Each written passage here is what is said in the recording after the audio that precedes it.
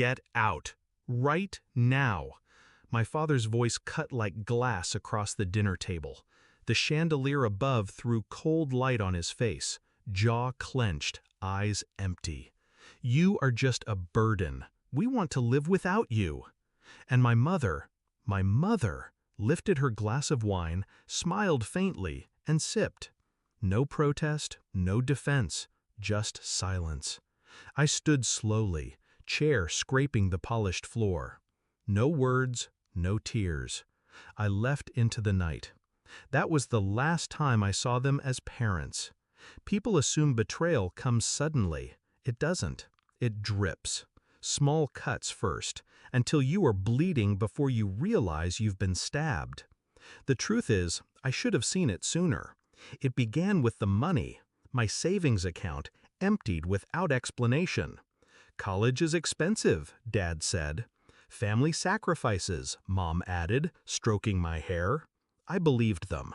Then the inheritance from Grandma vanished too. The market crashed, they explained. I swallowed it, because children aren't supposed to question. But the real betrayal wasn't financial, it was emotional. Every achievement dismissed, every effort mocked. I was their scapegoat, their disappointment, their mistake. And they enjoyed reminding me. The dinner was just the performance's final act. I saw it in their eyes. This wasn't sudden anger. It was planned. A script they'd written together. Throw me out, erase me, live lighter without the burden. But they forgot one thing. I don't disappear. I wait. The night I left, I didn't cry. I sat in a cheap motel room, staring at the ceiling.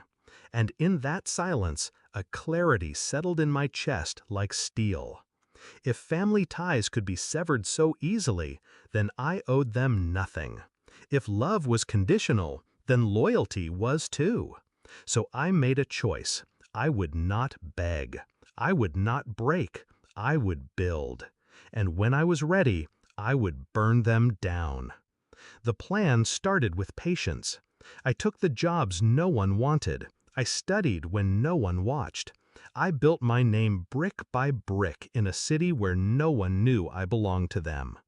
Behind the scenes, I gathered property deeds, business records, tax files. Turns out their perfect life was built on fraud. Shell companies, embezzled funds, loans taken in my name. They hadn't just stolen from me, they had built their empire on my identity. And that was the rope they'd hang themselves with. I contacted the right people, not with rage, but with evidence. Auditors, investigators, prosecutors.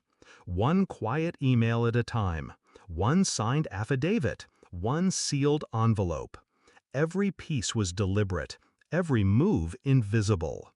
They laughed at dinner tables, hosted parties, toasted their success. And I watched from the shadows, tightening the noose. 1 week later, the call came.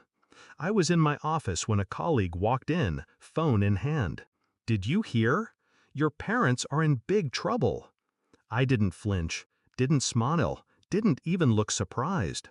I just said, calmly, "I know." Because I had written the script this time. The downfall wasn't loud, it was surgical. Their assets froze first, accounts drained by the state. Then came the headlines. Local couple charged in multi-million fraud scheme. Their friends vanished overnight. Their names dragged through every courtroom and every paper. And then, the final blow. The loans. The ones in my name. Evidence showed they had stolen their own child's identity to fund their lifestyle. No amount of wine could wash that stain away. I saw them once more, across a courtroom. Dad in a wrinkled suit, Mom in plain clothes, stripped of her jewels. No smiles, no glasses of wine. When our eyes met, I didn't see guilt. I saw fear. The kind of fear that comes only when someone realizes the person they buried is the one burying them now. Dad tried to speak. His lips moved around my name. But I turned away before the sound could reach me, because I was done listening. Do I regret it? No. Regret is for people who lose something. I didn't lose parents. I lost illusions. And when illusions burn, they leave behind truth. The truth that family isn't always sacred. The truth that sometimes justice must come from your own hands. They wanted to live without me. Now they do. In separate cells, miles apart, stripped of everything they worshipped. And me? I live free. No longer their burden. No longer their victim. Only their reminder. That the child they dismissed, the one they mocked and discarded, is the one who held the match to their empire. At that family dinner, they wrote my ending. But endings are just beginnings in disguise. They thought they were cutting me out. Instead, they carved the space I needed to rise. And when the reckoning came, I didn't scream. I didn't celebrate. I didn't even smile. I just whispered the truth I had carried since the night they threw me away. I know.